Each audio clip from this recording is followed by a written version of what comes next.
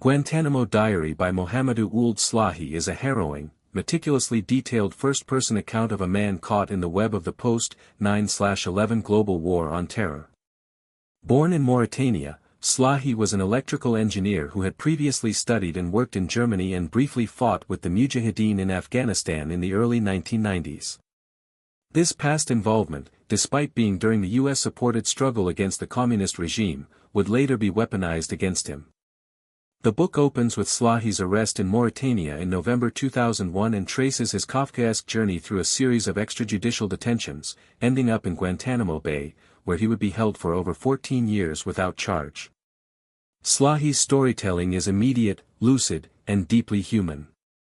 Written in English while imprisoned at Guantánamo, much of the manuscript was redacted by US authorities before publication.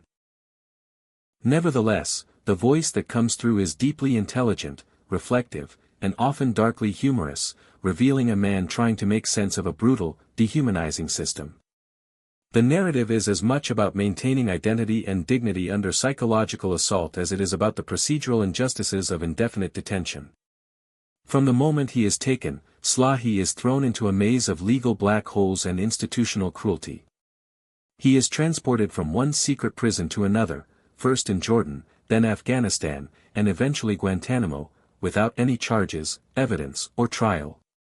Each stage of this journey strips away more of his autonomy. In Jordan, he is subjected to prolonged interrogations, deception, and isolation. Despite cooperating, providing answers to all questions, he is repeatedly told they don't believe him. In this way, Slahi begins to understand that his innocence will not save him. The process is not about truth but extraction, confession, and compliance. Once in Guantánamo, the psychological torture escalates. Slahi endures extreme cold, sleep deprivation, beatings, forced sexual humiliation, and mock executions. He is kept in solitary confinement for long stretches, chained in painful stress positions, subjected to deafening music and flashing lights, and interrogated for days without rest. The goal is not just information but submission, breaking down his sense of self and his ability to resist. What makes these accounts so disturbing is Slahi's clarity. He describes his own descent into a state where he would have confessed to anything just to make the suffering stop. But what makes Guantánamo Diary so powerful is not just the catalogue of abuses, it is Slahi's deep introspection, resilience, and even compassion. He does not dehumanize his captors. Instead, he frequently reflects on their complexity, noting moments of kindness, fear, and even regret among the guards and interrogators. These moments are not romanticized, they are stark reminders of the ordinary people carrying out systematic cruelty, often conflicted and sometimes sympathetic, yet still complicit. Slahi's capacity for forgiveness is astonishing. Despite years of torment, he often refers to his jailers as brothers, choosing to see them as fellow humans trapped in a machinery they cannot control.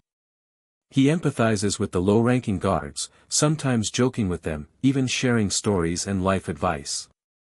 This moral clarity stands in sharp contrast to the system that imprisoned him. His humor, humility, and philosophical questioning reveal a man who, even when stripped of freedom and rights, refuses to relinquish his sense of self. Throughout the narrative, Slahi repeatedly asks, "Why am I here?" The intelligence agencies never provide a satisfactory answer. He is accused of being involved in the 9/11 plot, of planning attacks, of recruiting terrorists.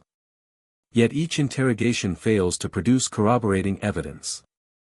The confessions he eventually gives are made under extreme duress and later recanted. Independent investigations and court rulings would eventually affirm what he had always said: he was innocent. But the machinery of Guantánamo was not built to process innocence, it was built to hold, break, and extract. The language of the book is striking, simple, direct, and often poetic. Slahi's command of English, self-taught in prison, is both impressive and poignant. He frequently comments on the absurdities of the English language, using wordplay to cope with his situation. His narrative style brings a sense of immediacy and intimacy that allows the reader to inhabit the psychological landscape of indefinite detention, the disorientation, the numbing repetition, the terror of never knowing when or if it will end. Isolation plays a central role in the psychological torment described. Deprived of external contact, Slahi loses his grip on time, on news, on any sense of legal process. Letters from his family are delayed, censored, or withheld.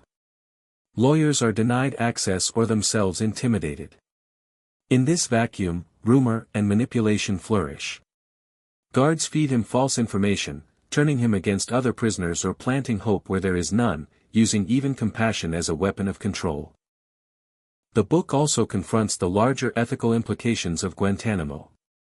Slahi's case exemplifies the failures of intelligence gathering based on suspicion rather than evidence, where guilt is assumed and the burden of proof lies with the detainee.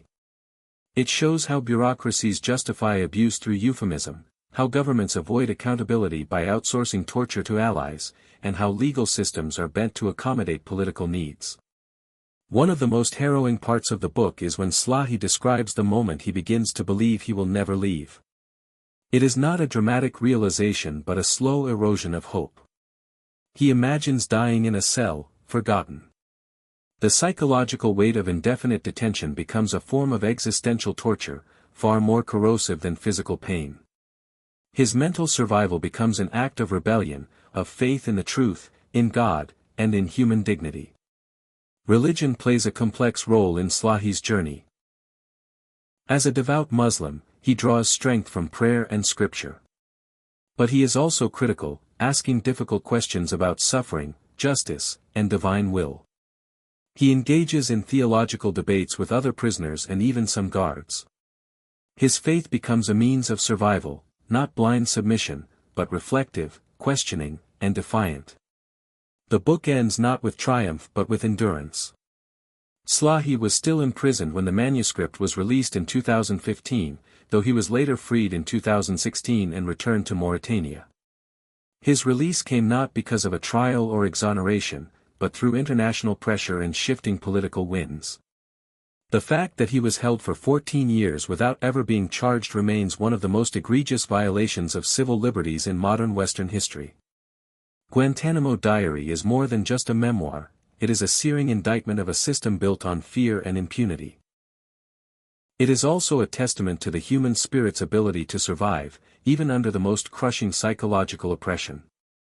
Slahi's voice cuts through the rhetoric and abstraction of national security and makes visible the human cost of policies enacted in the name of safety.